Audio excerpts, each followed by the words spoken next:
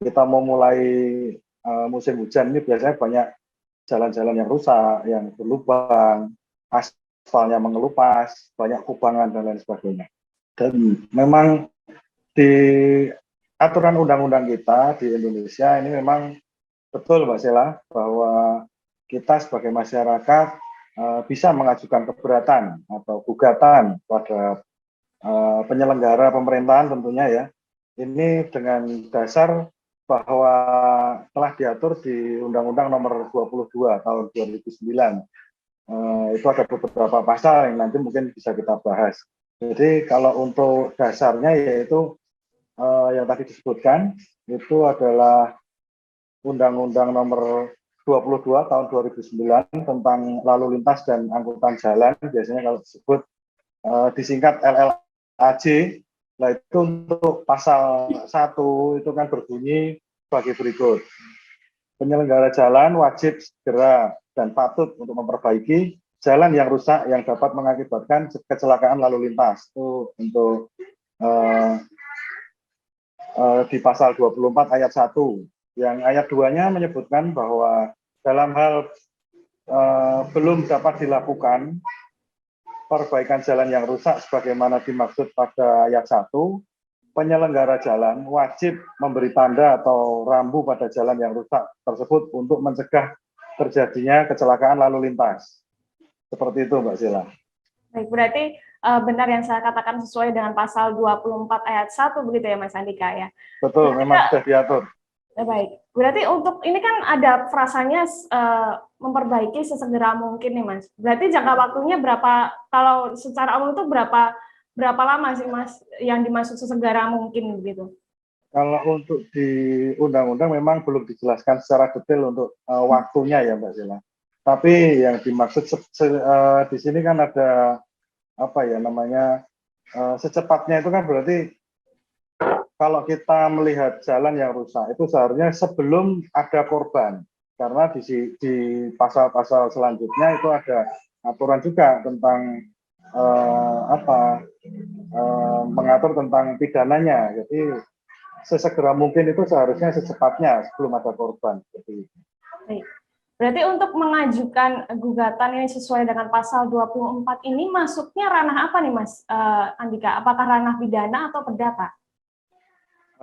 Jadi kalau kita bicara tentang muatan di pasal 24 Undang-Undang Nomor 22 Tahun 2009 tadi, ini sebenarnya ada beberapa poin ya Mbak.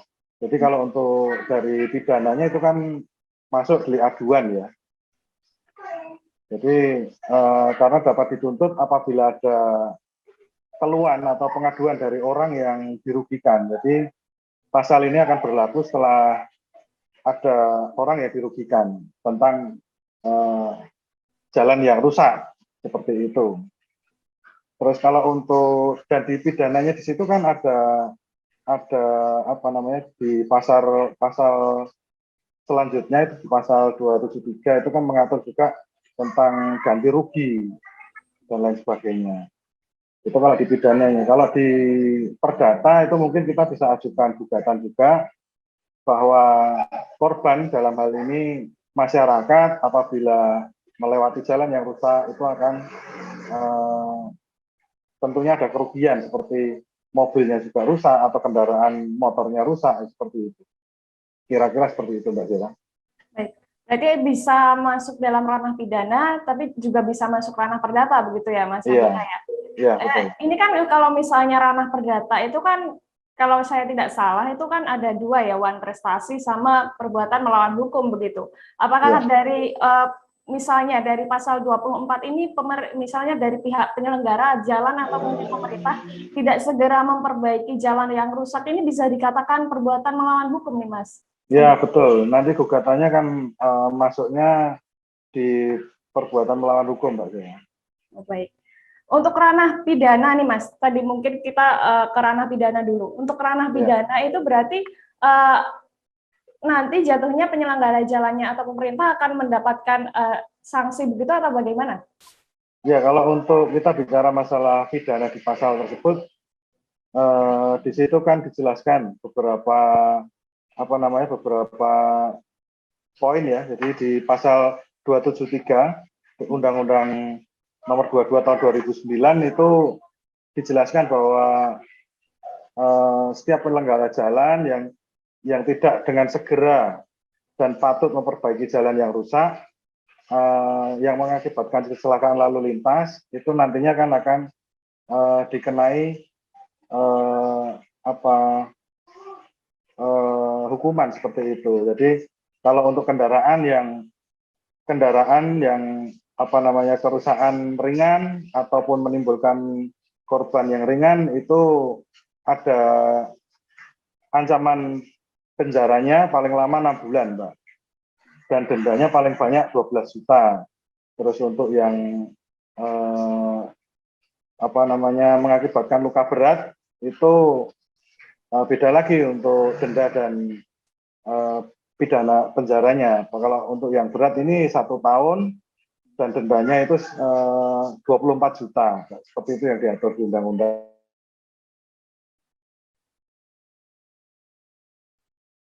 Halo, Mas Andika. Baik, Tribuners, kita mencoba untuk kembali terhubung dengan Mas Andika. Halo, Mas Andika. Baik, Tribuners, mungkin akan saya jelaskan kembali apa yang disampaikan Mas Andika tadi, bahwa ketika kita nih mendapatkan kerugian karena kecelakaan dari akibat jalan berlubang atau mungkin jalan yang rusak, kita bisa mengajukan 2 langkah hukum, entah itu bisa di ranah pidana, tapi juga bisa di ranah perdata. Untuk ranah pidana itu tadi, kita bisa melakukan aduan begitu kepada kepolisian untuk atas nama pidana dengan beberapa bukti yang ada begitu. Ini kita sudah terhubung dengan Mas Andika. Mas Andika? Halo?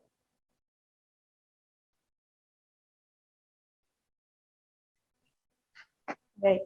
Mas Andika, berarti dari untuk langkah hukumnya ada 2 ya, baik itu ranah pidana maupun ranah perdata ya, Mas Andika ya. Iya, betul. Untuk ranah pidana tadi beberapa ancamannya sudah disebutkan, ada yang entah itu mengakibatkan luka ringan atau luka berat. Yeah. Sebenarnya untuk ranah baik kita mengajukan ranah pidana atau perdata, itu sebenarnya siapa sih, Mas, yang akan menjadi tergugat atau terlapor gitu dalam tuntutan ini? Jadi begini, Mbak Sela, yang menjadi tergugat atau terlapor di dalam hal ini adalah penyelenggara dari jalan tersebut. Jadi kalau di dalam pasal kita ngomong dari PP nomor 34 dulu. Jadi itu adalah ada aturannya. Jadi kalau di pasal 57 PP nomor 34 tahun 2006 itu dijelaskan bahwa wewenang penyelenggaraan jalan ada pada pemerintah dan pemerintah daerah. Terus untuk ayat 2, wewenang penyelenggaraan jalan oleh pemerintah sebagaimana dimaksud dalam ayat 1 meliputi penyelenggaraan jalan secara umum dan penyelenggaraan jalan secara nasional. Yang ketiga, wewenang penyelenggaraan jalan oleh pemerintah daerah sebagaimana dimaksud pada ayat 1 meliputi penyelenggaraan jalan provinsi, jalan kabupaten kota, dan jalan desa. Penyelenggaraan jalan secara umum sebagaimana dimaksud pada ayat 2 meliputi pengaturan, pembinaan, pembangunan, pengawasan secara makro, dan lain sebagainya. Itu bisa dibilang gini, Mbak Sela, tergantung dari status jalan tersebut. Kalau memang itu jalan nasional, ya terlapornya otomatis yang mewakili pemerintah dalam hal ini mungkin Kementerian PUPR, seperti itu. Terus kalau untuk jalan-jalan provinsi, nantinya kita bisa mintakan pertanggungjawaban kepada pemerintahan daerah, dalam hal ini adalah provinsi, seperti itu. Dan kalau untuk ranahnya itu jalan-jalan yang berada di kabupaten, kota madya, ataupun desa-desa, seperti itu mungkin kita bisa mintakan ke kota atau kabupatennya. Seperti itu, Mbak Sela. Baik, berarti memang untuk siapa yang menjadi tergugat dan terlapor ini memang pemerintah begitu ya, Mas Andika? Iya, ya? Pemerintah. Baik. Ya. Baik. Berarti kalau misalnya ada perusahaan yang ikut juga menggarap jalan ini juga termasuk dalam tergugat atau terlapor ini juga nggak sih, Mas? Kalau untuk perusahaan mungkin seperti rekanan ya, Mbak. Seperti itu kalau menurut saya itu bisa dijadikan sebagai saksi ataupun sebagai tergugat, tapi bukan tergugat yang utama gitu. Jadi kalau untuk dalam hal ini masyarakat menggugat itu adalah karena dari pemerintah itu kan memang ada kewajiban untuk menyelenggarakan pemerintahan yang baik untuk warganya. Dalam hal ini kan kita bahasanya jalan, otomatis juga menyelenggarakan akses-akses jalan yang baik. Jadi menurut hemat saya tetap yang berwenang adalah pemerintah. Seperti itu, Mbak. Berarti memang ketika masyarakat ini menemukan mendapatkan kerugian begitu akibat mendapati jalan yang rusak, ini bisa melakukan gugatan atau mungkin melaporkannya dengan siapa yang menjadi tergugat dan terlapor ini adalah pihak pemerintah sendiri. Untuk ranah pidana nih Mas Andika, berarti caranya kita melaporkan itu ke kepolisiankah atau harus ada alat bukti yang bisa dilampirkan begitu? Ya, kalau untuk pelaporan pidana otomatis kan kita itu ada masuknya kan ke ranah dari pihak penyidik, dalam hal ini kan kepolisian ya Pak. Tapi yang paling harus diingat oleh masyarakat bahwa setiap kali ada kecelakaan ataupun ada kerugian yang diakibatkan jalan rusak, itu sebenarnya yang paling penting untuk kita ingatkan adalah satu, itu harus ada pembuktiannya. Jadi setiap warga negara Indonesia, kalau menurut saya kan handphone dengan kamera itu kan bukan barang yang susah sekarang itu. Bahkan setiap hari kan kita bawa. Itu bisa kita videokan atau kita ambil foto di mana tempat jalan yang berlubang itu mungkin bisa difotokan atau divideokan, dan mungkin juga dipersiapkan untuk meminta dukungan dari masyarakat sekitar bahwa nantinya untuk dijadikan saksi seperti itu, Mbak.